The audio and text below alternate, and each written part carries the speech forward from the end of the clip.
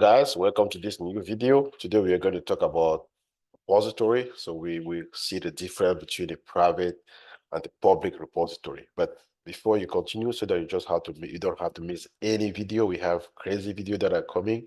If you check our YouTube channel, you will see good video ranging from AWS, from Linux, and to DevOps. You don't want to miss any of this video. Just go ahead and click on the subscribe button. You can also find us, DevOps Easy Learning, on YouTube, on Facebook, on Twitter, on Instagram, on TikTok, and on LinkedIn.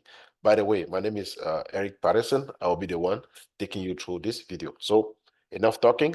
Let's go back into what is at stake today. Let's go back and talk about GitHub repository and the difference between a private and a public repository. So these are the two type of repository that we have on GitHub.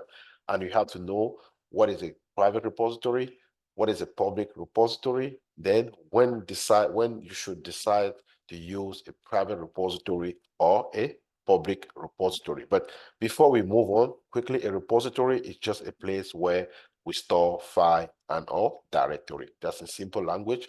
A repository is just a folder in GitHub where we place folders and directories, right? We can say and or directory because it depends on the use case. That's just a simple language. But there's a video that I created showing you guys, explaining to you guys what is a repository. There's also another video that I created showing you guys how to create a private repository. I also have another video showing you guys how to create a public repository. But let's stay into what is at stake today. Now, let's compare both the private repository and the public repository and see some aspect that they have. Now, for example, in terms of visibility, right? The public repository is public. Everyone on internet can see it, right? Everyone that is on internet will be able to see your repository if it's public. If you put something on your repository, it's public. Be mindful. If you have a public repository, be mindful what to put there, because everybody that is on the internet is capable of having a view on your repository, and that person, they can even fork, right? In GitHub, you can fork, you can copy a repository. Some people can even copy that repository to their own GitHub account. So be mindful. So public repository are publicly visible, but private repository, in contrast, are not publicly visible, right?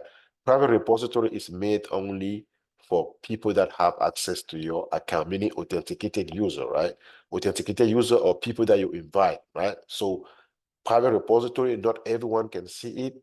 So if, for example, you have a GitHub account, if you don't invite anyone on your GitHub account, they will not be able to see the private repository. Only you will be able to see the private repository, right?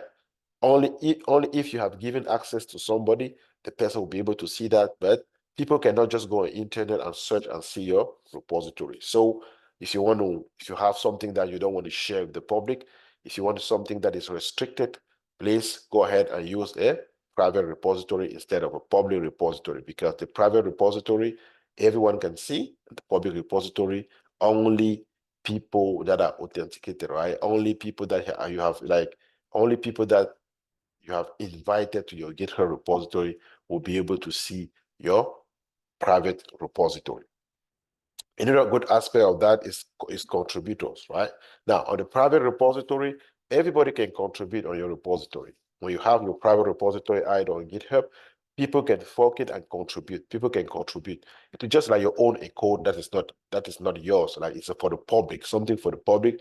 People can contribute. Now, if you have a piece of code that you want people to contribute on that, you have to go ahead and put that on the public repository so that people can go ahead and fork that, or people can go ahead and create a branch, contribute on that, and raise a pull request. But on the private repository, only people that are approved can contribute, right?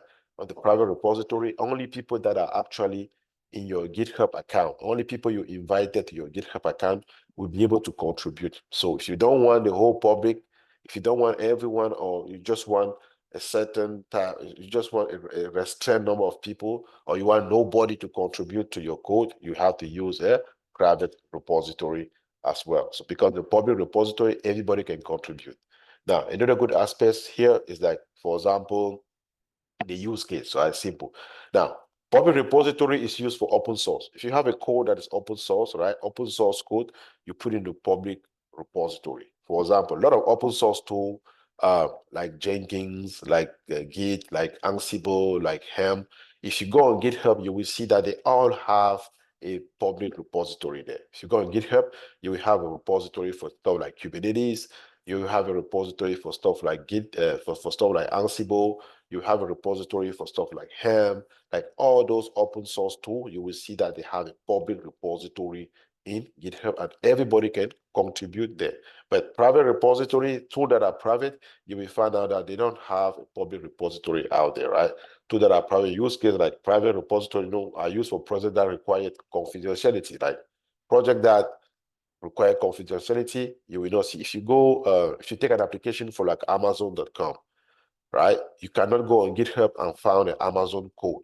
You cannot go on GitHub and find, for example, the Uber code. You cannot go on GitHub and find, for example, Lyft code, right? The code that made those, most of the applications that you use, for example, Gmail and everything, those applications, you cannot just go online and see the code for that because those are private. But open source, you will go and see those because they are put in public repository. That's just like few use cases. In terms of the cost, right? It is free. Public repository are free.